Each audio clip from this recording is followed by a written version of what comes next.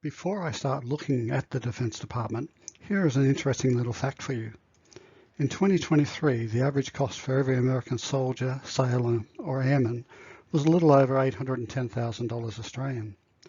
The average cost of the Australian equivalent was a little under $810,000. Like most, I'd always accepted that the ADF was more expensive than other equivalent defence forces, but even I was shocked by some of the figures. Canada has a defence force almost identical to ours, yet the average cost of a soldier in Canada was $282,000 per year less than their Australian equivalent. 100 personnel, roughly the number needed for an infantry company or the crew of a frigate, cost the Australian taxpayer $81 million. It is an astonishing $28 million more than their Canadian equivalent. That's $28 million every single year, and that's not the worst. The average cost of those same 100 Australian personnel in comparison to other countries is enough to have you go through a whole range of emotions, from surprise to dismay to finally anger. For simplicity, I'll just refer to that 100 as an Australian infantry company. That company, compared to its Japanese counterparts, costs $53 million more every year, or $42 million more than a French company, or $39 million more than a German company. Even the British, not renowned for their budgeting skills, can field an infantry company for $14 million cheaper per year than Australia can. It's not unreasonable to ask how I came up with this figure. When I was researching my book, I wanted more than just a rehash of defence budgets, which, when you're comparing them on the total numbers, is completely meaningless. In the end, I settled on a fairly simple metric, which was to divide a country's defence budget by the number of personnel its defence forces fielded. Obviously, no two defence budgets include exactly the same items, but these countries all have remarkably more expensive items than Australia. The American, British and French have an incredibly expensive nuclear deterrent, while the Japanese have an extensive R&D program that produces advanced ships, missiles and armoured fighting vehicles. Unsurprisingly, given the growing threat from China and the need to provide Ukraine with arms and ammunition, the average cost per US personnel grew quite dramatically. In 2024, it had grown by nearly 20% and was just under an average of 940,000 Australian dollars for every American soldier, sailor and airman. And yet, somehow, ours grew even more. We now have the most expensive military in the world based on their average cost. And the cost of our infantry company now sits at $95 million, and it is almost double that of a Canadian infantry company. Can you believe it actually even gets worse? Obviously, the Americans can achieve economies of scale simply because of the size of their military, but our relationship with America enables us to piggyback on their discounts. As an example, if we had chosen their JLTV, the Yanks would have met almost all the R&D cost, and we would have been able to purchase it at the same unit cost as they paid. Yet, as I've noted, there's a lot we didn't pay for. As an example, the American nuclear deterrent costs them about $75 billion per year. As we don't have a nuclear deterrent, then it's not unreasonable to take it out of the American budget for a comparison. This is how it looks without the nuclear deterrent included in the average cost of each US serving personnel.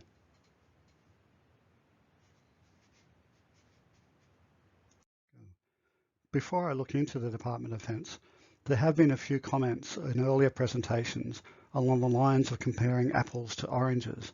Yet, comparing Australia to Canada is actually quite fascinating. Apart from the budget, the Canadian Armed Forces are surprisingly similar to ours, except theirs is getting stronger while ours is getting weaker. First up, their procurement is almost identical to ours, with inclusions in the program costs such as ammunition and creating logistics chains that are combined with a sovereign shipbuilding program. The Canadians estimates this adds about 20% to the cost, which is not far off the 30% extra it cost us to build the Hobarts, and that's where it changes. There is very little difference in either our sustainment or procurement processes compared to the Canadians. Their army still has 3 mechanised brigades with upgraded tanks and infantry fighting vehicles, while we're reducing the number of brigades from 3 to 1. and only replacing a third of our IFVs. The Canadian Air Force is in the process of purchasing 88 F-35s, which they are wearing the cost of now, whereas we have already bought them, and that cost is no longer on our budget. At this time, due to budget pressures, we are also not replacing the Super Hornets, so the RAAF is reducing its strength by a quarter compared to the Canadians. Now, you can get angry once again. The Canadian Navy is very similar to ours.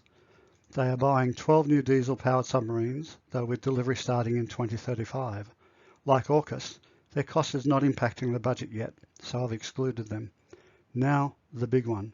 The Canadians chose the British T-26 frigate as a basic design for replacing all their surface ships, as we did for the Anzac frigates.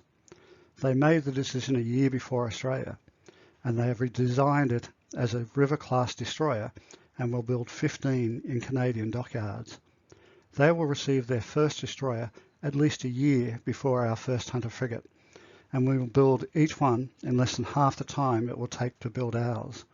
Incredibly, each of our 6 Hunters will cost nearly double that of each Canadian ship, and they will have around 10 ships before we finally get our last Hunter.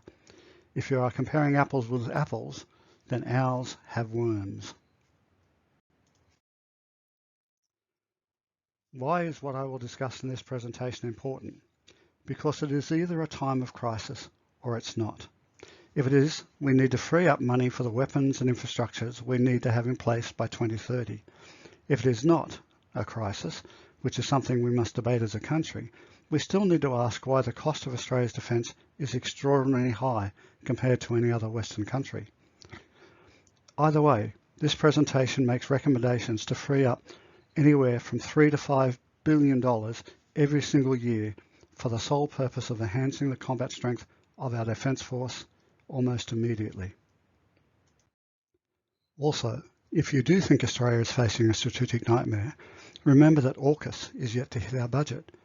Remember also that while the RAAF has modern planes, our Army and Navy are in a deplorable state.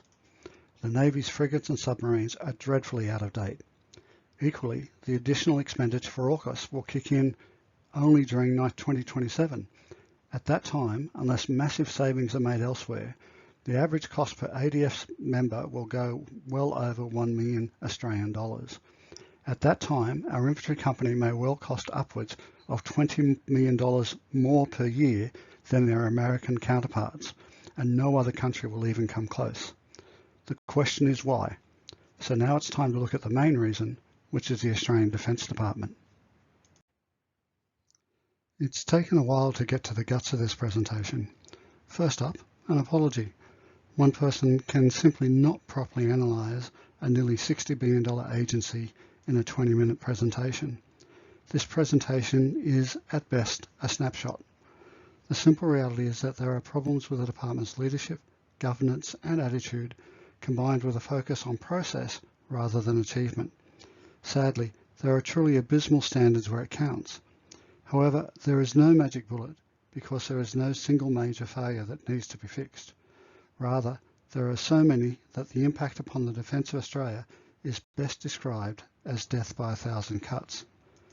Still, there is one issue that must be immediately resolved. In my book, I discuss the Israelis a fair bit, especially in relation to the cost of defence. I didn't discuss it here, not because of the current conflict, but mainly because conscription and Israel's large reserve army complicates a comparison. Nevertheless, in my book I noted there is a major cultural difference between the two bureaucracies.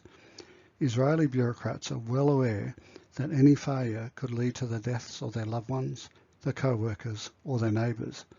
To a great extent, they are willing to do more with much less and achieve results much quicker than the Australian Defence Department. Our Defence Department simply has no similar compulsion to get things done in Australia. Indeed, despite constant concern over China, our bureaucracy has a business as usual attitude. In other words, our bureaucrats are driven by career, not fear. Due to time, once again, this presentation will be an overview of the problems using examples. Those problems are contractors, Note that this is not a call for getting rid of them. Rather, the problem is that defence is incapable of doing its work without them. Then we have big C, little c, inappropriate budget items, governance, transparency, and an inability to reform. Please note that for simplicity, I will refer to the Australian Defence Department purely as Defence. For any Americans who watch this presentation, our spelling is correct. Please also remember that I am not alone in criticising the cost of defence. In his book, Hugh White noted there were two main reasons. One was the cost of building military equipment, especially ships, in Australia, but he also noted the size of the head office in Russell. Hugh White is obviously correct on both counts, but the answer is a bit more nuanced than just getting rid of Russell. It's about asking why defence can't control its costs. One of the more interesting developments in the Defence Department stemmed from the 2016 White Paper recommending serious cuts to the number of bureaucrats. It was, politely, a bit of a fail. At the same time, many have noted the growth in both the senior executive service and star-ranked officers, despite there being no increase in the size of the ADF or the department. What is not realised is a fairly massive growth in the number of non-star ranked ADF personnel in Canberra. It has grown by 25%, or about 1,500 personnel. It is not an unreasonable assumption to see much of the increased ADF strength in Canberra, both star-ranked officers and lower, as simply taking on bureaucratic roles to disguise the actual numbers involved. Combined with the massive increase in contractors of upwards of 7,500 in the same period, you can easily see that the total bureaucracy has actually increased quite dramatically in numbers and costs over 6 years. However, this is only a symptom of waste. The total cost of the extra senior bureaucrats and star-ranked officers comes in at around $30 to $40 million, or adds only about $60,000 to our infantry company's $81 million cost. Financially, the most important change in the 6 years after the White Paper is found in the number of contractors. In 2023, ASPE estimated there are over 8,000 contractors working for the Defence Department. Note that the ASPE report differentiated between the large number of contractors who do estate management, etc., and those working in fairly senior roles, providing skills Defence lacked. By 2023, there was one contractor for every 2 APS staff, which is probably the highest ratio in the Western world. That, of itself, is something to think about. ASPE noted that the average cost of the contractors was over $150,000 more than that of the department's APS staff. If we replaced half of the contractors with public servants, then theoretically we could save the Australian taxpayer over $500 million, or reduce the average cost of the infantry company by nearly $1 million per year. Why do we need so many contractors? Well, overwhelmingly, the actual problem is training and leadership. You may think it is an interesting call to blame training rather than just demand that Defence get rid of its contractors. As noted, the primary reason Defence employs these contractors is because its own APS staff lack the skills to do the work.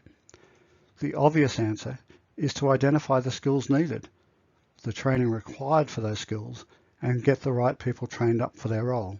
It's called leadership, and it is found in both the Defence and Australians in general. It is impossible to know how much Defence spends on training or how much is misdirected. Whatever, the training they are getting is obviously irrelevant because it is not providing staff for Defence's core needs. So without the contractors, the ADF would literally grind to a halt. Don't blame the contractors, blame him. Big C, little c. There is a slang saying in Australia about failing the pub test. It refers to people behaving within the law, but in a way that is seen as ethically questionable. One example is Scott Morrison, who played a key role in the incredibly small number of Australian bureaucrats and politicians who made the highly secretive decision to start AUKUS. After leaving politics, he took on a strategic advisor role with the AUKUS investor Dine Maritime. Please note that I'm not just picking on him. He is far from being the only politicians from both sides of the House who have moved from Parliament to consultancies. Although this move may fail the pub test, it is also clearly not illegal and obviously almost impossible to control. Not so the bureaucrats.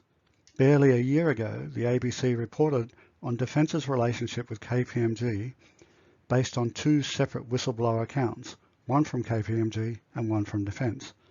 Both whistleblowers were unknown to each other. KPMG is one of the world's largest accounting firms. The 10-year contract with Defence was initially worth $1.7 billion and eventually went over by another billion. Ignoring many of the accusations made in the program, there are a few relevant facts. Firstly, KPMG had hired an average of nearly 20 people a year who previously worked for Defence. And obviously we are not talking about junior level staff. It was noted in the article that one former Defence bureaucrat was hired by KPMG to run a major business unit on the quite correct proviso he did not work with Defence for a year. However, the report noted that, not unsurprisingly, these former Defence staff remained in contact with colleagues still working in Defence. The issue is cultural within the bureaucracy. Those bureaucrats had every right to move to KPMG. However, those that remain appear to have forgotten that their relationship with their old comrades is now adversarial, and their role is to protect Defence from potential exploitation. Interestingly, Defence conducted an internal review that, to my knowledge, remains unpublished. Both the Defence and KPMG whistleblowers lost their positions. Frankly, an unpublished internal review is an insult to every single party involved, including in this example, KPMG. If Defence had been a publicly listed company, then demands from its shareholders over allegations about a multi-billion-dollar contract has previously and will in the future result in the removal of the CEO and or the CFO. All right. I'll talk about this one very quickly, especially compared to the last one, but not in the way you may think. At over $1 billion, this procurement process was so bad that it was referred by Defence to the National Anti-Corruption Commission. But most importantly, only after the ANAO review was completed. To me, the crucial part is this delay. Despite many failings in the procurement, at least one part of Defence was up to the task. They noted that the tender by Thales had an unprecedented number of non-compliances. What is perhaps more surprising is that barely 8 weeks later, their concerns were overruled by senior Defence managers and it went straight to contract negotiations. Then, in notifying the Minister, the brief actually left out some very important information. Anybody who has had any involvement in preparing these briefs knows that they get signed off at the highest level. Yet, despite clear warnings, no internal or external investigation was undertaken. Even worse, it was only done so once the ANAO made it impossible to ignore. Oh, and by the way, as reported by the ABC, one senior staffer involved in the tender subsequently went to work for Thales. These are the actual notes from a meeting that was looking into the conduct of a $100 million contract of concern. It is so childish as to need no further comment. As I often do in these presentations, I'm going to go off on a little tangent. Quite a while back, I reviewed the treatment of a retired naval officer by our Department of Veterans Affairs. He and I co-authored a book on his life and his treatment by DVA. Before you think I'm trying to flog another book, well, good luck trying to buy it. It was a very small print run. It was also published shortly before John's death from cancer, and he was really chuffed at getting his story out in time. The relevance is that in looking at DVA's behaviour in response to criticisms, I developed what I called the 3 Ds. They are deny, delay, and defame. Some happen simultaneously. Generally, they are spread out over an extraordinary length of time. Sometimes they are blatant, sometimes subtle. You can see all 3 in action in these examples, from multi-year delays, denying anything was wrong until the ANAO review could not be ignored, and the treatment of whistleblowers. Deny can actually be quite brazen or quite subtle. The ANAO report I referred to earlier wasn't prepared in a vacuum. The information was sourced from Defence. The questions were asked of Defence by the ANAO. Defence reviewed and provided documents. Defence prepared responses. Defence then received preliminary findings from the ANAO. Yet, somehow, no senior manager thought that they should, I don't know, perhaps be proactive? The ANAO themselves said that Defence failed to take early remedial action on any identified matters during the course of this audit. Delay, deny, defame. Don't look at us. It was all the fault of the guy who took the bottle of champagne. So how much does big C, little c cost? Beats me, and certainly Defence is not saying. Now, I'm going to move on to the issue of inappropriate inclusions in the Defence budget. Australia theoretically does not have a Coast Guard, but we do have a border force with its own air and naval wings. In countries around the world with Coast Guards, they delineate the roles and budgets of the Coast Guard from the Navy. Given our de facto Coast Guard, does our Navy really need as many unarmed offshore patrol vessels? The OPV adds no combat capabilities, but does soak up scarce personnel.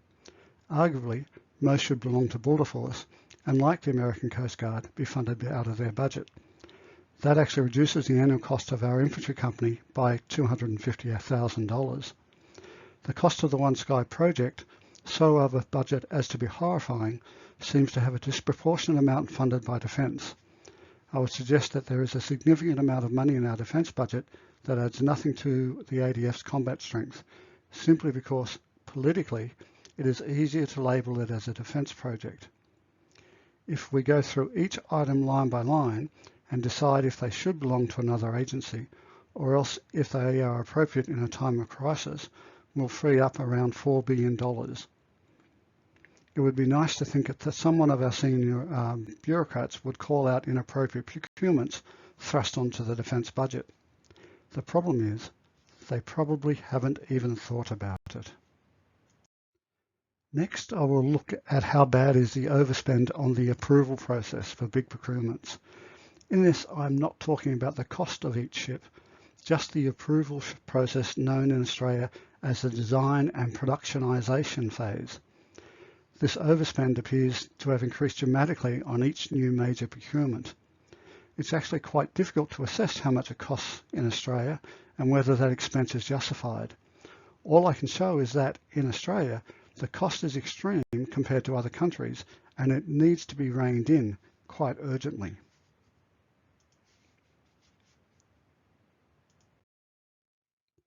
Let's get down to specifics. The Hunter-class frigate is based on the UK's T-26 design, as I've noted before. The MOD spent £1.3 billion, or roughly $2 billion, on its design and development phase.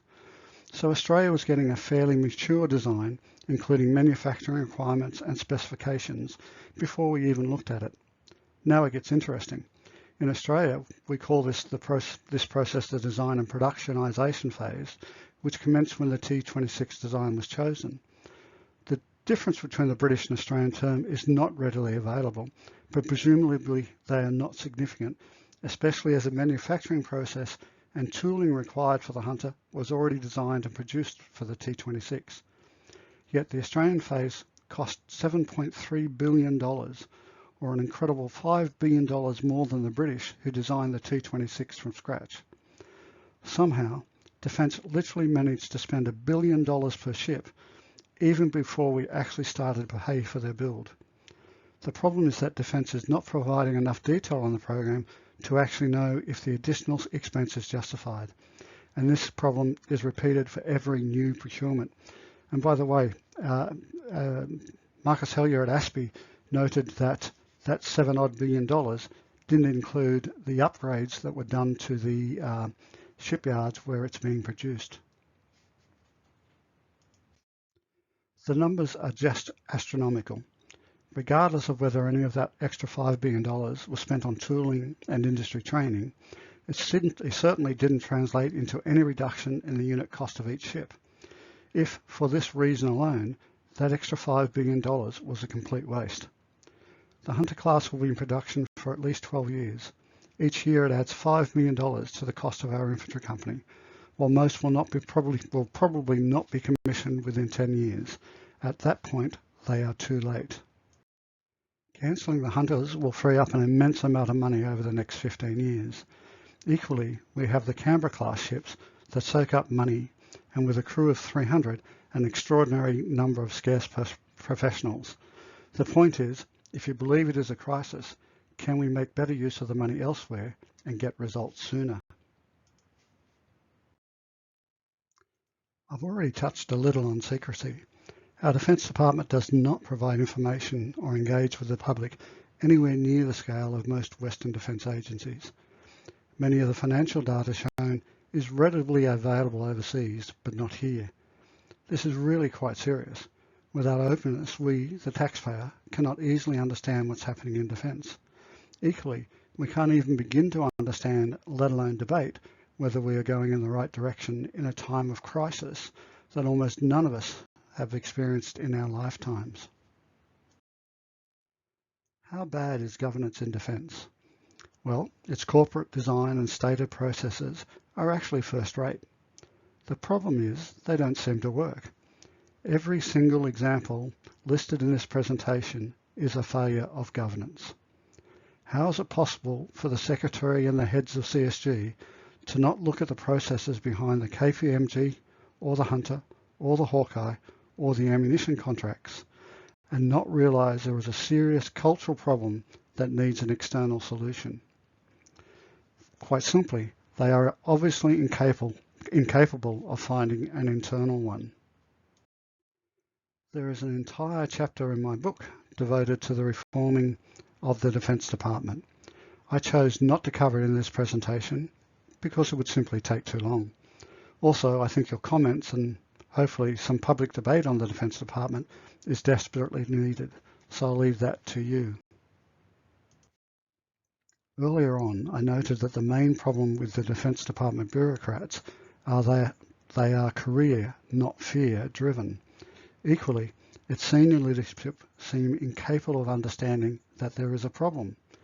The answer is going to be found overseas, in finding out why the Canadians, the Japanese, the Germans, the French, and even the British can do so much more than we can at a small fraction of the cost.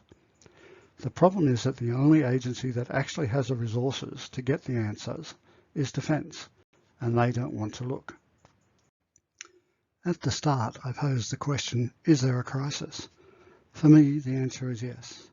In my previous presentation, I also asked you to assess the threat from China. Rather than go through it all again, I'm simply going to look at the wildcard, Xi. He is nearly 70 years old. He will likely be gone before another 10 years goes past. He is a hardliner and will not want another reformer like Deng to replace him, so he needs his faction to retain control. Like all totalitarian states, unity is found through military action, and he needs a legacy.